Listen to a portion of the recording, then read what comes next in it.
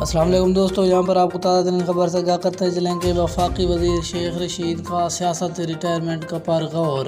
سیاست ریٹائرمنٹ کا سوچ رہا ہوں، اگر کسی نے تنگ نہ کیا تو اگلا الیکشن نہیں لڑوں گا۔ وفاقی وزیر داخلہ شیخ رشید کا انٹرویو میں بیان۔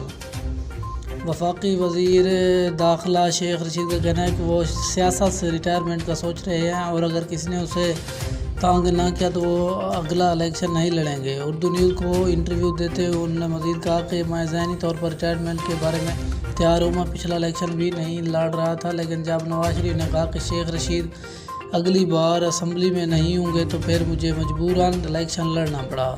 انہوں نے کہا کہ وزارت داخلہ ان کے لیے بہت بڑا چیلنج بھری وزارت ہے۔ اس وزارت میں تو ہر روز کوئی نہ کوئی واقعہ ہے۔ یہ ایک حساس وزارت ہے۔ ریلوے میں صرف ٹرین ہی گرتی تھی تو بدنامی ہوتی تھی، باقی تو نارمل وزارت تھی، مگر یہاں 18 گھنٹے کام کرنا پڑتا ہے۔ شیخ رشید نے مزید کہا کہ اب راولپنڈی میں نالا لیک کی تعمیر ان کا مسئلہ ہے، وہ حل ہو جائے تو ان کی سیاسی مقاصد مکمل ہو جائیں گے۔ اس قبل ڈھوک دلال کالج اسپتال اور ریلوے اسٹیشن کالج مکمل کر لیے ہیں۔